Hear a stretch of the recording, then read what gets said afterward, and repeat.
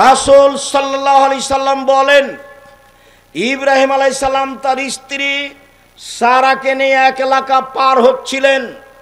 ইব্রাহিম আলাইহিস সালাম বললেন, সারা, তোমাকে যদি কেউ জিজ্ঞাসা করে এইটা কে, তুমি বলিও এইটা আমার ভাই। কেন? আমি তোমার কথা বলে দিয়েছি, তুমি আমার বোন, তুমি আমাকে মিথ্যুক প্রমাণ করো না সারা। সারা, মনে রেখো, এই মাটির ওপরে দুইজন মুসলমান, আমি আর তুমি, এই হিসেবে আমরা ভাই বোন বটে। কৌশল করে ইব্রাহিম আলাইহিস সালাম তার স্ত্রীকে রক্ষা করতে পারলেন না। তার স্ত্রীকে বললেন, স্বৈরাচারী শাসক তোমাকে ডেকেছে, তুমি যাও। সারা স্বৈরাচারী শাসকের ঘরে ঢুকলেন। ঘরে ঢুকতেই স্বৈরাচারী শাসক দাঁড়িয়ে হাতটা তার দিকে আগিয়েছে। তখন সারা বলছেন, থামেন, আগে ওযু হবে, 2 রাকাত সালাত হবে, তারপরে কোনো কথা।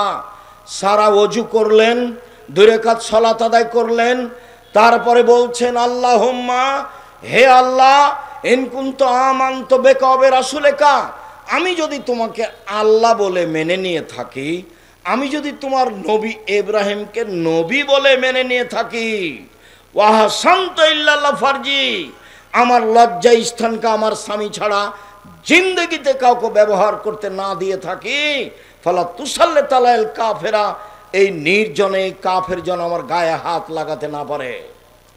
দিনী বোন শোনেন, নিরাশা হবেন না। এক, আমি তোমাকে মেনে নিয়েছি আল্লাহ বলে।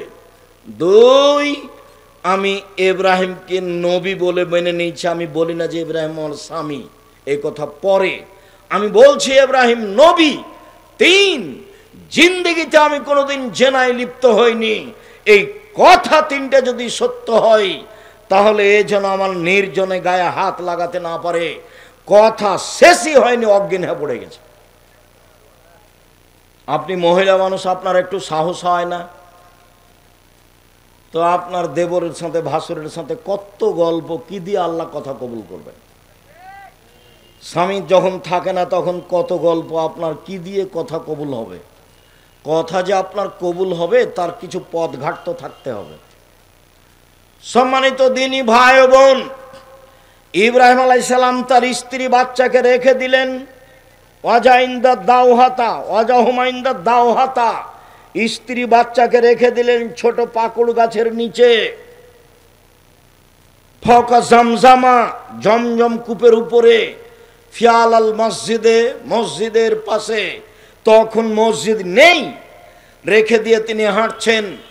পিছনে পিছনে হাজেরা বলছেন, ইয়া ইব্রাহিম আইনা তাজহাব, ইব্রাহিম আপনি কোথায় যাচ্ছেন? ইয়া ইব্রাহিম আইনা তাজহাব, আপনি কোথায় যাচ্ছেন? অতাত্রকুনা বিহাজাল ওয়াদি আল্লাযী লাইসা ফি ইনশাল্লাহ শাই, আপনি আমাকে ছেড়ে যাচ্ছেন এমন একটা উপত্যকায় যেখানে মানুষজন তো নেই, নেই ঘাস পাতাও নেই। অজালা লা ইয়ালতাফিতু ইলাইহা, স্বামী তার দিকে তাকাচ্ছেন না। অকালাত যালিকা মিরারান, তিনি বারবার বলছেন, ইব্রাহিম আপনি কোথায় যাচ্ছেন? এই উপত্যকা আমাকে ছেড়ে যাচ্ছেন। একবারও যখন লক্ষ্য করলেন না, নিরুপায় হয়ে স্ত্রী বলছেন, আপনি কি আল্লাহর অনুমতিতে চলে যাচ্ছেন? আল্লাহ কি আপনাকে এইভাবে চলে যেতে বলেছেন? আরে আপনি আমাকে কিছু বলবেন তো, তুমি থাকো, কোনো সমস্যা নেই, আল্লাহ তোমাকে দেখবে, এরকম কিছু আপনি আমাকে বলবেন না? আমাকে রেখে একটা দুধের বাচ্চা সহ চলে যাচ্ছেন, আপনাকে কি আল্লাহ এভাবে চলে যেতে বলেছেন? তখন ইব্রাহিম আলাইহিস সালাম বলছেন, নাম, হ্যাঁ, হ্যাঁ ছাড়া কোনো শব্দ নাই ওখানে। যখন বললেন হ্যাঁ, তখন স্ত্রী বলছেন, ফালা ইউজাইয়ুনাল্লাহু তাআলা, আচ্ছা ঠিক আছে, আপনি চলে যান, আল্লাহ আমাকে ধ্বংস করবেন না। একটু আগিয়ে গিয়ে ইব্রাহিম আলাইহিস সালাম সানিয়া পাহাড়ের কাছে গিয়ে কেবলামুখী হাত তুলে বলছেন, রব্বানা ইন্নী আসকানতু মিন যুরিয়াতি বিওয়াদিন গায়রি যি যারইন ইনদা বাইতিকাল মুহাররাম, হে আমার প্রতিপালক, আমার পরিবারের কিছু অংশ রেখে দিলাম তোমার কাবা ঘরের পাশে, যেখানে মানুষজন তো নেই, নেই ঘাস পাতাও নেই। একটু আগে স্ত্রী যা বললেন স্বামী তাই বলছেন। একটু আগে স্ত্রী বললেন, ইব্রাহিম আপনি আমাকে ছেড়ে কোথায় যাচ্ছেন? যেখানে মানুষ জন্তু নেই, ঘাস পাতাও নেই। এবার ইব্রাহিম আলাইহিস সালাম আল্লাহর দরবারে হাত তুলে বলছেন কিবলামুখী হয়ে, আল্লাহ, আমার পরিবারের কিছু অংশ রেখে দিলাম তোমার কাবা ঘরের পাশে, যেখানে মানুষ জন্তু নেই, ঘাস পাতাও নেই। কিভাবে বাঁচবে সেটা আমি জানি না, কিভাবে থাকবে খাবে সেটা আমি জানি না। তুমি বলেছ, তোমার আদেশ পালনার্থে আমি রেখে চলে গেলাম। উভয়েরই ঈমানের দাবি। ঈমান কাকে বলে? ঈমান যত কম হবে পাপ তত বেশি হবে। ঈমান দিয়ে পাপ ঠেকানো যায়, এরই নাম ঈমান। বিপদে পড়ে হাত তুলে দোয়া করবেন, এর চেয়ে বড় বিপদ কি হতে পারে? দুধের বাচ্চা স্ত্রীকে রেখে চলে যেতে হবে, কথা বলাও নিষেধ, কথা বলাও যাবে না। চিন্তা করো না, থাকো, একদিন আসবো, দেখা সাক্ষাৎ হবে, কোনো কথা নেই। ওইভাবে রেখে চলে যাচ্ছেন। ভালোবাসার অভাব ছিল না, একটু দূরে গিয়ে হাত তুলে দোয়া করছেন। হাত তুলে দোয়া আমরা তুলে দিনি, নামাজের পরে সবাই মিলে হাত তুলে দোয়া করা সত্যই বিদাত। হাত তুলে দোয়া করা ব্যক্তিগত ব্যাপার। কত হাদিস আপনার সামনে পেশ করলাম, প্রায় 35টা হাদিস পেশ করেছি হাত তুলে দোয়া করার। 14টা না 16টা স্থান উল্লেখ করেছি হাত তুলে দোয়া করার। তার মধ্যে একটা আছে, হাত তুলে দোয়া করলে আল্লাহ খালি হাত ফিরিয়ে দিতে লজ্জা পায়। আপনার হাত দুটি খালি ফিরিয়ে দিবেন, আল্লাহ লজ্জা হয়। আমি কেমনে ফিরিয়ে দিই? এই জন্য আপনি হাত তুলে দোয়া করবেন। চাওয়ার প্রয়োজন আছে, 2 চোখের পানি ঝরবে, হাত এইভাবে উঠে থাকবে, নয় এইভাবে উঠে থাকবে। অঝোর নয়নে বলবেন, আমাকে সন্তান দিতেই হবে। তুমি আজিজ পরাক্রমশালী, তোমাকে কেউ ঠেকাতে পারে না। আমার কোনো সন্তান নেই, তুমি সন্তান আমাকে দিয়ে দিলে তোমার কেউ বিচার করতে পারবে না। আমার ছেলেকে যদি তুমি আলবানি করে দাও, তাহলে তোমার বিচার কেউ করতে পারবে না। তুমি আজিজ পরাক্রমশালী, তোমার কোনো অংশীদার নেই, লা শারিকা লাহু, তার কোনো শরিক নেই। আমার একটা বাড়ি গাড়ি টাঙ্গাইল শহরে, আপনার নওগাঁ শহরে, ঢাকা শহরে করে দাও, আমি গভীর রাতে হাত তুলে তোমার দরবারে বলছি, আপনি এভাবে বলতে শিখুন। আপনার কথা শোনার জন্য আল্লাহ তাআলা প্রতীক্ষমান আছেন। রাতের 3 ভাগের 2 ভাগ পার হলে আল্লাহ সপ্তম আকাশ থেকে প্রথম আকাশে নেমে এসে বলেন, পৃথিবীর মানুষ, তোমরা কিছু বলো কি আমাকে? বলো না, আমি তোমাদের কথা শুনবো। তোমরা কিছু চাও না কি? চাও না, আমি দিব। তোমরা কি আমার কাছে ক্ষমা চাও? আমি ক্ষমা করে দিব। অন্য ঘটনা, ইবলিস এসে বলছে, ইবলিস আল্লাহর কাছে যখন আসলো, আল্লাহ বললেন, ইবলিস আদমকে মেনে নাও। ইবলিস বলল, কেমনে মানি? ও হচ্ছে মাটির তৈরি, আমি হচ্ছি আগুনের তৈরি, কেমনে মানি? মানা যায় না। আল্লাহ বলছেন, এই অহংকারী, অহংকার করলি, যা যা এখান থেকে সরে যা, রাজিম বিতাড়িত, সর সর সর সর সর। তখন ইবলিস বলছে, ঠিক আছে সরে যাব বটে, আমার একটা কথা শুনতে হবে। কি কথা? কিয়ামত পর্যন্ত বেঁচে থাকার সুযোগ দিতে হবে। আচ্ছা ঠিক আছে, দিলাম, একটা সময় পর্যন্ত দিলাম। এবার যখন পেয়ে গেছে তখন বলছে, দেখেন বলার ঢং, রব্বি, হে আমার প্রতিপালক। কে বলছে বলেন তো? শয়তান বলছে। দেখেন বলার ঢং, রব্বি, হে আমার প্রতিপালক, ইজ্জতেকা, তোমার সম্মানের কসম, তোমার মর্যাদার কসম, তোমার কসম করে বলছি, আদমের ছেলেমেয়ের দেহে যতক্ষণ শ্বাস আছে, ওকে আমি পাপী করব করব করব। ও কেমনে জান্নাতে যাইতে আমি দেখে ছেড়ে দেব। ওর দেহে শ্বাস থাকাকালীন তাকে আমি পাপী করব, জেনা করাবো, বউ তালাক দেওয়াবো, জমি দখল করাবো, দল সংগঠনের নামে মারামারি করে জেল হাজতে দিয়ে দেওয়ার ব্যবস্থা করব, সব কাজ করব। ওর দেহে যতদিন শ্বাস আছে আমি করব। তা আল্লাহ তখন এভাবে বললেন না, সর, করতে পারবি না, তাহলে তো কাজ হয়ে যায়। এভাবে বললেন না। তখন আল্লাহ বলছেন ওয়া ইজ্জাতি ওয়া জালালি ওয়া ইরতিফায়ে মাকানি, আমার সম্মানের কসম, আমার ইজ্জতের কসম, আমার মর্যাদার কসম, আমার উঁচুতার কসম, শুনে রাখ ইবলিস, আদমের ছেলে যতবার আমাকে বলবে ভুল হয়েছে আমি ততবার ক্ষমা করে দেব। ও যদি পাপ করতেই থাকে আর বলতে থাকে আমি ক্ষমা করে দেব।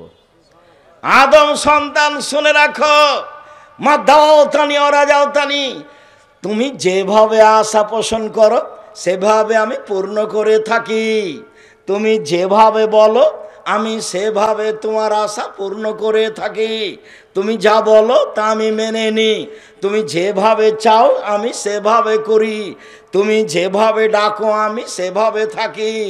তুমি আমার কাছে ক্ষমা চাইলে ক্ষমা করে দিই। আমি পরোয়া করি না তুমি কত বড় পাপী, আমি পরোয়া করি না তুমি কত বড় পাপী, আমি পরোয়া করি না তুমি কত বড় পাপী। আদমের ছেলে মেয়ে শোনো, তোমার পাপ বেশি হতে যদি আকাশে লেগে যায়, পাপ আর পাপ, এরপরে যদি তুমি আমার কাছে ক্ষমা চাও তাহলে আমি তোমাকে ক্ষমা করে দিব।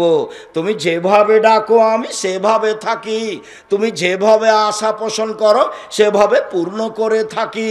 তুমি যেভাবে ডাকো আমি সেভাবে থাকি। তুমি যেভাবে আশা পোষণ করো সেভাবে আমি পূর্ণ করে থাকি। ক্ষমা চাইলে ক্ষমা করে দিই। আমি পরোয়া করি না তুমি কত বড় পাপী, আমি পরোয়া করি না তুমি কত বড় পাপী, আমি পরোয়াই করি না। আল্লাহ তাআলা বলছেন, আমাদের নবী বলেন ইন তুআযযিবহুম ফাইন্নাহুম ইবাদুকা, ঈসা আলাইহিস সালাম বলেছেন, আল্লাহ আমাকে কত জিজ্ঞাসা করছেন কেন? আমি কাউকে বলেছি যে আমি আল্লাহ? আমি কাউকে বলিনি তোমার জীবদ্দশায়। শোনো, আল্লাহকে বলছেন ঈসা আলাইহিস সালাম, ইন তুআযযিবহুম ফাইন্নাহুম ইবাদুকা, আপনি শাস্তি দিলে দেন, আপনার বান্দাকে আপনি শাস্তি দেন, আমার কি আছে? অন্তাগফিরুলহুম ফাইন্নাকা আনতাল আজিজুল হাকিম, আর তুমি যদি ক্ষমা করো তুমি পরাক্রমশালী, কেউ তোমাকে ঠেকাতে পারে না। ফেরাউনকে ক্ষমা করে দিলে তোমার বিচার কেউ করতে পারবে না। করো, শাস্তি দিলে দাও, তোমার বান্দা, আমার কি করার আছে? ক্ষমা করলে করো, তুমি পরাক্রমশালী, তোমার কেউ বিচার করতে পারে। হ্যাঁ, ফেরাউন ক্ষমা পাবে কেন? এরকম বলার কেউ আছে? কেউ নাই। কিয়ামত পর্যন্ত কেউ দাঁড়াতে পারবে না। হ্যাঁ, এ বিচার কেন? ওর নাম আজিজ। ওর নাম কি? আজিজ, কাদির, জব্বার, প্রতাপশালী, মালিকুল আমলাক, রাজাধিরাজ, কোন পরোয়া করে না। ফালুল লিমা ইউরিদ, যা ইচ্ছা তাই করে। তো যা ইচ্ছা তাই করো, তো গভীর রাতে বলছি আমাকে একটা ছেলে দাও না, দাও ছেলে আমাকে একটা দাও, ঠিক আছে দিব। তা আপনি বলছেন কেমন করে বলছেন? ন্যাংড়া খোড়া করে বললে হবে? পাকা পোক্তা করে বলতে হবে। দেখেন না কিভাবে বলছেন। আয়েশা রাদিয়াল্লাহু তাআলা আনহা বলেন, আল্লাহ নবী বলছেন, আয়েশা এই যে জিবরাইল তোমাকে সালাম দিল, তখন আয়েশা বলছেন ওয়া আলাইহিস সালাম ওয়া রাহমাতুল্লাহি ওয়া বারাকাতুহু, জিবরাইল কো সালাম, তার উপরে শান্তি। আপনি তো দেখতে পান, আমরা তো দেখতে পাই না। আপনি তো দেখতে পান, কোথায় জিবরাইল? আমরা তো দেখতে পাই। এক বিছানে তিনজন, জিবরাইল আলাইহিস সালাম, মুহাম্মদ সাল্লাল্লাহু আলাইহি সাল্লাম এবং আয়েশা রাদিয়াল্লাহু আনহা, এক বিছানে, এক ল্যাপের নিচে তিনজন। কিন্তু আয়েশা দেখতে পান না জিবরাইল কোথায়। অথচ আল্লাহ রাসূল বলছেন, আয়েশা এই যে জিবরাইল, হাজা জিবরাইল, এই যে জিবরাইল তোমাকে সালাম দিল। এখন আয়েশা নিরুপায় বলছেন যে আপনি তো দেখতে পান, আমরা তো দেখতে পাই না। মানুষ জিবরাইলকে দেখতে পাবে না, নবীরা পায় না। মানুষের এই চক্ষু, এই ক্ষমতা জিবরাইলকে দেখতে পারবে না। আর জিবরাইল মানুষের সাথে সরাসরি কথা বলেন না, আল্লাহ তো বলেনই না, নবীদের সাথে বলেন। সম্মানিত দিনী ভাই বোন, মহিলা মানুষের সম্মান অনেক বেশি। আল্লাহ রাসূল বলেন, পৃথিবীর মহিলা শুনে রেখো, কোন পিতা যদি দুইটা মেয়ের লালন পালন করে, দুইটা বড় হওয়া পর্যন্ত, বিবাহ হওয়া পর্যন্ত, আমি মুহাম্মদ সাল্লাল্লাহু আলাইহি সাল্লাম এবং মেয়ের পিতা একসাথে জান্নাতে থাকবো, এইভাবে আঙ্গুল দুটি জমা করে দেখালেন। তারপরে তিনি বললেন, পৃথিবীর মানুষ শোনে রেখো, কেউ যদি 3টা মেয়ের লালন পালন করে, 1 আল্লাহ মহন্না মেয়েদের বিদ্যা শিখিয়ে দেয়, 2 আদ্দা বাহন্না মেয়েদের শিষ্টাচার শিখিয়ে দেয়, 3 আহসানা ইলাইহিন্না তাদের সাথে ভালো আচরণ করে, তাহলে মেয়ে 3টে বিচারের মাঠে বাপের জন্য জাহান্নাম থেকে অন্তরাল হয়ে যাবে। এইভাবে অন্তরাল হবে, ওইদিকে আছে জাহান্নাম, মধ্যে আছে মেয়েরা, এদিকে আছে বাপ। মেয়েরা বলবেন আল্লাহকে, আমার আব্বাকে আগে জান্নাতে দিতে হবে, তারপরে কোনো কথা। এখন আপনার চোখের সামনে মেয়ে নখ ছোট বড় করে রাখে, নেল পালিশ দেয়, ল্যাংটা পোশাকে ঘুরে, আপনি কিছুই বলেন না, তাহলে কি মেয়ে আপনার পক্ষে বলবে? কতদিন বলেছি, দিনের মতো মনে আছে ঝকঝকে হয়ে। বাপ কাকে বলে আপনাকে আমি বুঝাতে পারিনি 1 মিনিট। সম্মানিত দিনী ভাই বোন, আয়েশা রাদিয়াল্লাহু তাআলা আনহা বলেন, আমরা এক সফরে ছিলাম, হঠাৎ আমার গলার হার হারিয়ে গেল, খুঁজে পায় না, কোথায় হার খুঁজে পায় না। মানুষজন আটকা পড়ে গেল, পানি নেই, অজুও করতে পারে না, সালাত আদায় করতে পারে না। আমরা বড় বিপাকে। আমার আব্বাকে জনগণ বলল, আয়েশা কি করেছে তা জানেন? কি করেছে? আয়েশা গলার হার হারিয়েছে, খুঁজে পায় না, যেতেও পারি না, পানিও নেই, অজুও করতে পারি না, সালাত আদায় করতে পারি না। আয়েশা রাদিয়াল্লাহু তাআলা আনহা বলেন, আবু বকর সিদ্দিক আমার নিকটে আসলেন, লাকজাতান শাদীদা, তিনি আমার এই কোমর পেটের এই জায়গাটার উপরে একটা জোরে আঘাত করলেন, এত জোরে আঘাত করলেন, আমার আব্বা আমার স্বামী ওই সময়ে আমার উরু রানের উপরে মাথা দিয়ে ঘুমিয়েছিলেন। যদি আমার স্বামী আমার উরু রানের উপরে মাথা দিয়ে না ঘুমাতেন, তাহলে আমি মায়ের কারণে দূরে সরে যেতাম, এত জোরে মারলেন। এই ছেলে থামো একটু। সম্মানিত দিনী ভাই বোন, এইটা আপনার জন্য অতীব জরুরি। আপনি আর আমি ছেলে মেয়ে লালন পালন করতে ভুল বুঝেছি, আমি আর আপনি ছেলে মেয়ে লালন পালন করতে ভুল বুঝেছি। আমি আর আপনি যেটা বুঝেছি তাতে আমাদের ইহকাল পরকাল নেই, এইটা আপনাকে বুঝাতে চাচ্ছি। তো মেয়ের উরু রানের উপরে জামাই যদি মাথা দিয়ে ঘুমিয়ে থাকে, তো আমাদের দেশের লোকেরা কি ওখানে যাবে? চোখে পড়লেই তো এইভাবে ঘুরে যাবে। তো দেখেন আরবিদের গতি, এইভাবে জামাই ঘুমিয়ে আছে, উনি গিয়ে মেয়ের কোমরের উপরে মেরে দিলেন, মারলেন পৃথিবীর সবচেয়ে বড় মানুষে, মারলেন পৃথিবীর সবচেয়ে বড় মহিলাকে, মারলেন সবচেয়ে বড় মানুষের সামনে, মারলেন হাত দিয়ে, মারলেন বিবাহদারী মেয়েকে, মারলেন পূর্ণ যুবতী মেয়েকে, মারলেন খোলা মাঠে, মারলেন দিন দুপুরে, মারলেন প্রায় 1400 মানুষের সামনে। সবচেয়ে বড় মানুষে মারলেন, সবচেয়ে বড় মহিলাকে মারলেন, সবচেয়ে বড় মানুষের সামনে মারলেন, পূর্ণ যুবতী মেয়েকে মারলেন, বিবাহদারী মেয়েকে মারলেন। এত বড় বাপে এত বড় বেটিকে এইভাবে মেরে দিলেন, আর আমার মেয়েটার নখ বড় আছে, আমি কিছুই বলতে পারলাম না, তখনও আমি বাপ। ভুল হিসাব। আপনার মতো বাপের বেঁচে থাকার প্রয়োজন নেই। আপনার ছেলে মেয়ে এতিম হয়ে গেলে জামিয়া সালাফে দেখবে ইনশাআল্লাহ 500 এতিম অসহায় ছেলে মেয়ে আছে। কালকে যদি আরো 500 গিয়ে যোগ হয় সমস্যা নেই, আলহামদুলিল্লাহ। আল্লাহর অনেক দয়া, আল্লাহর অনেক দয়া। 500 অসহায় ছেলে মেয়ে এতিম আছে, কালকে যদি আরো 500 গিয়ে যোগ হয় কোনো সমস্যা নেই, আলহামদুলিল্লাহ। সম্মানিত দিনী ভাই বোন, বলছিলাম মহিলারা 5টা জিনিস করলে জান্নাতের সব দরজা খোলা। 5 ওয়াক্ত সালাত, রমজানের সিয়াম, স্বামীকে মেনে চলা, জেনায় লিপ্ত না হওয়া। সম্মানিত দিনী ভাই বোন, পরিবার সুন্দর করে দেখতে হবে। 1 আগামী বৃহস্পতিবার শুক্রবার জামিয়া সালাফিয়া যাব ইনশাআল্লাহ। সবাই যে ইনশাআল্লাহ বললেন না, একটু হালকা হলো, চেষ্টা করেন। দুই, যেসব বই পুস্তক আছে আমার পক্ষ থেকে আল ইতিসাম পত্রিকা একটা ফ্রি আছে, আমি কিনে আপনাদের ফ্রি দিচ্ছি 50টা প্রশ্নের উত্তরের কারণে। ওদিকে একটা কিনবেন আর একটা আমার পক্ষ থেকে ফ্রি। 3, জামিয়া সালাফে ভর্তির তারিখ 1 জানুয়ারি, ডিসেম্বরে ফরম 1 জানুয়ারি। সম্মানিত দিনী ভাই বোন, আগামী বৃহস্পতিবার শুক্রবার আসেন, বিষয়ভিত্তিক বক্তব্য হবে। আজকে সবাই বই পুস্তক আমার হাতের বামে আছে, দেখেন সলাতের নামাজের উপরে আমার বইটা আছে কিনা। আমি চেষ্টা করেছি সঠিকভাবে সলাত নামাজটা শিখিয়ে দাও। দোয়ার বই আছে নাকি, আদর্শ পরিবার আদর্শ নারী আর আল ইতিসাম পত্রিকা, কেউ খালি হাতে যাবেন না। আর আমার দিনী বোনদের জন্য আদর্শ নারী আদর্শ পরিবার, কয়েকটা জিজ্ঞাসা।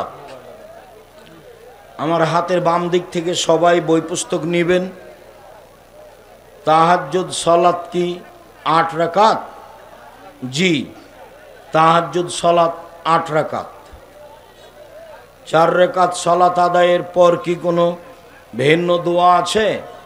ভিন্ন দোয়া নেই, তবে তাসবিহ তাহলিল জিকির আজকার বসে থেকে করবেন, হাত তুলে দোয়া করবেন, আপনার ব্যক্তিগত ব্যাপার। স্বামী স্ত্রী কি একই রুমে তাহাজ্জুদ সালাত আদায় করতে পারবে? পারবে। পাশাপাশি দাঁড়িয়েও করতে পারবে যখন একা একাই পড়বে। আর জামাত করলে স্বামী আগে থাকবে, স্ত্রী পিছনে থাকবে। অন্ধকারে কি তাহাজ্জুদ সালাত আদায় করতে হয়? অন্ধকারেই করা ভালো। আয়েশা রাদিয়াল্লাহু তাআলা বলেন, আল্লাহর নবী যে ঘরে তাহাজ্জুদ পড়ছিলেন সে ঘরে বাতি ছিল না, ল্যাম্প হারিকেন ছিল না। কোনো নির্দিষ্ট সময়ে স্বামী স্ত্রী মেলামেশা করলে কি ছেলে সন্তান পাওয়া যাবে? কোনো নির্ধারিত সময় নেই, কোনো নির্ধারিত সময় নেই। যখন আপনি সুবিধা মনে করেন তখনই মিলনে যাবেন, আর কান্নাকাটি করে আল্লাহর কাছে চাইতে হবে। মুয়াজ্জিন আজান একামত ইমাম হতে পারবে কি? মুয়াজ্জিন আজান দিতে পারবে, মুয়াজ্জিন ইমামও হতে পারবে, কোনো সমস্যা নেই। আল্লাহ রাসূল বললেন 2 জন থাকলে 1 জন আজান দিবে আর 2 জনের বড় জন ইমামতি করবে। তখন তিনি বলেননি যে 1 জন আজান আর 1 জন একামত। ইমাম বললেন যে 1 জন আজান দিবে আর বড় জন ইমামতি করবে। তো বড় জনই হয়তো আজান দিয়েছে, বড় জনই ইমামতি করবে, সমস্যা নেই।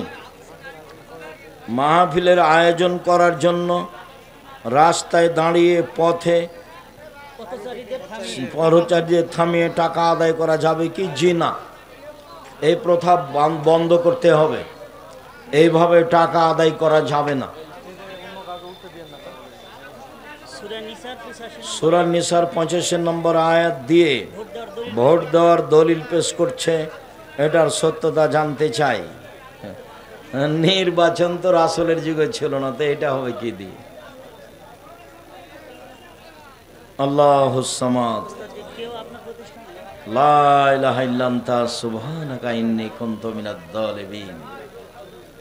ওস্তাজি, কেউ আপনার প্রতিষ্ঠানে জমি দান করলে সেটা আপনার নামে দলিল করতে হবে, কেউ কেউ মনে করে ওটা তার অপবাদ আমার উপরে। আল্লাহ তাকে মাফ করুক, মরলেই জাহান্নামের মতো পাপ এটে। তা আমাকে জিজ্ঞাসা করেন। আর কত জমি, প্রায় 100 বিঘা জমি রূপগঞ্জে, প্রায় 60-70 বিঘা জমি তানোরে, প্রায় 50 বিঘা জমি রাজশাহীতে, প্রায় 12 বিঘা জমি ময়মনসিংহে, প্রায় 10-12 বিঘা জমি কুষ্টিয়ায়, প্রায় 5-6 বিঘা জমি ঝিনাইদহে, প্রায় 10-12 বিঘা জমি ফেনীতে, প্রায় 7-8 বিঘা জমি এতে চট্টগ্রামে শহরে 2-3টা বড় বড় জমি, তো এত জমি আমার নামে করে নিব? তোমার স্বভাবটা খানে এত দুর্বল, তোমার কি হবে সেটা আমার খালি ভয়, যে তোমার কি হবে, কেন তুমি না জেনে মন্তব্য করতে গেলে। নেবরাস সরকার অনুমোদিত ফাউন্ডেশন, সব জমি নেবরাসের নামে রেজিস্ট্রি হয়। এখন আমি বেঁচে আছি, আমি সভাপতি, আমি মরে গেলে যে সভাপতি হবে তারই নাম থাকবে। নেবরাস একটা অলাভজনক ফাউন্ডেশন, তো ওতে তো মানুষ লাগবে, না হলে ওইটা কি দিয়ে দাঁড়াবে। তো ওতে একটা সভাপতি আছে, সেক্রেটারি আছে। সভাপতি হলাম আমি, আর সেক্রেটারি হলো আমার ছোট ভাই মোস্তফা কামাল, বরিশালে থাকে, বরিশাল জামিয়া সালাফে দেখাশোনা করে। তা আমি যখন মারা যাব সেখানে আর একজন লোক আসবে ইনশাআল্লাহ, তখন আপনারা বলবেন ওরই নামে সব জমি, কি হবে তখন? আল্লাহ আপনাকে হেফাজত করুক। সকলে মক্তবে আসার জন্য মসজিদের মাইকে, সকালে মক্তবে আসার জন্য মসজিদের মাইকে ডাকা যাবে কি? যাবে, সমস্যা নেই, শিক্ষার জন্য।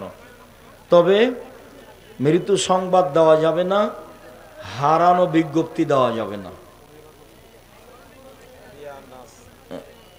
রিয়া আন্নাস কিভাবে দূর করব? মানুষকে লোক দেখানো কাজ, বেঁচে থাকো, চেষ্টা করো, কাউকে তুচ্ছ মনে করিও না, কাউকে দেখে একবারে কথা না বলে অহংকার করে চলে যায় না, তাহলেই হবে। লোক দেখানো ইবাদতের মনোভাব সৃষ্টি হয়। বেঁচে থাকো, ইবাদত যেভাবে করছিলে সেভাবে করতে থাকবে, কেউ ঢুকলে পরিবর্তন করিও না। অন্তরের হিংসা এবং অহংকার দূর করার উপায়, রাতে কান্নাকাটি করো। হিংসা চলেই আসে, হিংসা খুব খারাপ জিনিস। আমার জীবনে 2টা স্বাদ, মানুষের প্রতিশোধ নিব না, আর মানুষের পিছে পড়বো না, কারো বদনাম করব না। জনাব, ভুল হলে মাফ করবেন। আপনি বলেছেন এক ঋতুতে প্রতিদিন একবার করে তালাক দিলে তা 1 তালাক, এটা কি কোরআন হাদিসে? জি, এটা কোরআনের কথা। আল্লাহ বলছে ফাতাল্লিকুহুন্না লিইদ্দাতিহিন্না, ওদের যখন ইদ্দাত হাইজ ভালো হয়ে যাবে তখন তালাক দাও। যতদিন পর্যন্ত আবার হাইজ না হচ্ছে ততদিন হলো তালাক দেওয়ার একটা তালাকের সময়। তুমি একটু নিজেই পড়ো না, সূরা তালাকে আছে এই আয়াত, 3 হাইজে 3 তালাক, 3 তহুরে 3 তালাক। অতএব এক পবিত্রতায় যদি লাখ কোটি বার দাও তো একটাই।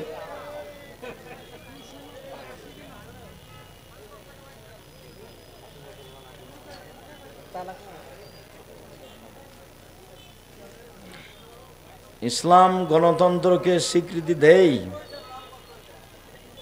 এনায়েতুল্লাহ আব্বাসী, ডক্টর জাকির,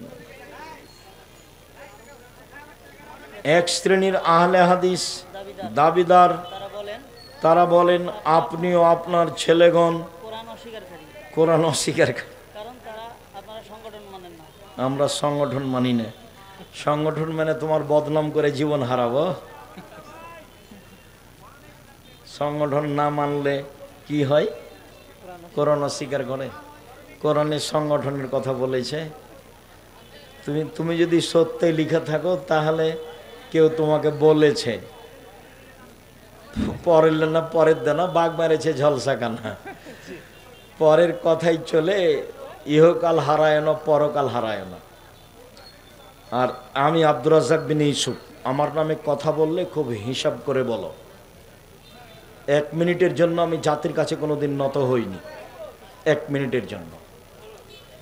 তুমি তো বহু দূরের কথা, তোমার নেতা তো বহু দূরের কথা, তোমার হুজুরকে আমি ধত্তবে রাখিনি আমার জীবনে। আমার জীবনে আমি কোনোদিন কারোর বদনামে যাই না, প্রতিশোধ নিই না। এক ছেলে এক মেয়ে বড় হয়ে মারা গেছে, তাদের কি এখন আকিকা দিতে হবে? 7 দিন পার হয়ে গেলে আকিকা নেই, এটাই চূড়ান্ত। 7 দিনের আগে মারা গেলে আকিকা নেই, 7 দিন পার হলে আকিকা নেই। গরু দিয়ে আকিকা চলে না, ওঁট দিয়ে চলে না, আকিকার জন্য দাঁত লাগে না। আধা মরা ছাগল হলেও হবে, সব ঠিকঠাক লাগে কুরবানিতে। আকিকা আর কুরবানি এক নয়। আকিকা হচ্ছে বাপের জিম্মেদারি, আর কুরবানি হচ্ছে নেকির কাজ। আকিকা হলো দিতেই হবে, আর কুরবানি হলো দেওয়া ভালো। দুটো কি সমান? কুরবানি হলো দেওয়া ভালো, আর আকিকা হলো দিতেই হবে। কুরবানির পশু সুন্দর ঝকঝকে মোটা তাজা, আর আকিকা ভালো ঝকঝকে কানা ল্যাংড়া খোড়া মরবে, এটা হলি হলো। গ্রামে গ্রামে মহিলা মানুষ দ্বারা চুল বাছা এবং মাথার চুল বিক্রয় করা হারাম, পুরা হারাম। এইভাবে চুল তোলাও যাবে না, এইভাবে চুল বিক্রি করাও যাবে না। মহিলাদের চুলের অনেক দাম আছে, এখানে সেখানে না ফেলে মাটিতে পুঁতে দিতে হবে, বিক্রি করা হারাম। শুক্রিয়া, জাযাকুমুল্লাহ খায়ের। সারাদিন মেঘ একটু আকাশে থাকলেও, এলোমেলো থাকলেও বহু মানুষ উপস্থিত হয়েছিলেন। সবারই উপকার করতে চেয়েছিলাম, হয়তো সবার তাকদিরে হয়ে ওঠেনি, তাই তার পরিবেশ অনুকূলে আসেনি, এটা তার জন্য ব্যাপার। যারা আপনারা ছিলেন আছেন, আমি তাদেরকে আবারও অনুরোধ করছি, নিজের পরিবার নিজেকেই দেখতে হবে। নিজের পরিবারের মালিক আপনি নিজে। নিজে হাতে পরিবারের ক্ষতি করে আর একজনের দোষ দিয়েন না। সকালে উঠেই ছেলে মেয়ে, ওমা তোমার আকাশ কালিমা এটা বলুক, আমি এটা চাইনি। জামিয়া সালাফিয়া দেশে আছে, আরও প্রতিষ্ঠান আছে, প্রয়োজনে আল্লাহ সাহায্যে আছেন। সময়ের গতিতে বাংলাদেশের প্রত্যেকটা বড় জেলায় জামিয়া সালাফে গড়ব ইনশাল্লাহ, আর দেশ জুড়ে মক্তব চালু করবো ইনশাল্লাহ। সঠিক আকীদায় সঠিকভাবে কোরআন হাদিসের খিদমতের জন্য এক পায়ে দাঁড়িয়ে প্রস্তুত রয়েছি। আল্লাহকে বলছি, তুমি ভুল ত্রুটি মাফ করো। আমাদের ভুল দিয়ে জামিয়া সালাফের ক্ষতি হয় না যেন, আমাদের ক্ষতি হয় না যেন, জাতির ক্ষতি হয় না যেন। আমাদের যেটা ভুল ত্রুটি আছে সেটা সংশোধন করো, একমাত্র তোমাকে সন্তুষ্ট করার জন্য, পরকালের আশায় দিনরাত এসব কাজ করছি। নিজেকে পরিবারকে দেউলিয়া করে তোমার সন্তুষ্টি ঐকান্তিকভাবে কামনা করি। দেশের দিনী ভাই বোন, তুমি তাদেরকে সবকে হেদায়েতের পথ দেখাও। আমার দিনী ভাই বোনদের আহাল পরিবারকে কবুল করো। যারা মারা গেছে তুমি তাদের কবরের শাস্তি মাফ করো। যারা অসুস্থ তুমি তাদের আরোগ্য দান করো। যারা আমরা বেঁচে আছি তুমি তাদেরকে তোমার রাসূলের পদ্ধতিতে চলার তৌফিক দান করো। বিশেষভাবে পরিবারকে সুন্দর করে গড়ে তোলার তৌফিক দান করো।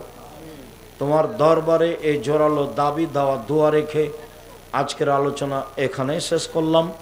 সুবহানাকা আল্লাহুম্মা ওয়া বিহামদিকা আশহাদু আল্লা ইলাহা ইল্লা আনতা আস্তাগফিরুকা ওয়া আতুবু ইলাইক। আসসালামু আলাইকুম ওয়া রাহমাতুল্লাহ। অবশ্যই বৃহস্পতিবার শুক্রবার সাক্ষাৎ হবে ইনশাআল্লাহ, আশা করছি। দেশ বিদেশের আলেম ওলামা থাকবেন, বড় বড় বিদ্বান। আপনারা গেলে সম্মেলনটাকে মূল্যায়ন করা হবে, কাউকে খাটো করা হবে না, কাউকে সম্মান করা হবে না, শুধুমাত্র কোরআন এবং হাদিসের কথা বলা হবে। ওখানে কাউকে উঁচু করা হবে না, কাউকে নিচুও করা হবে না।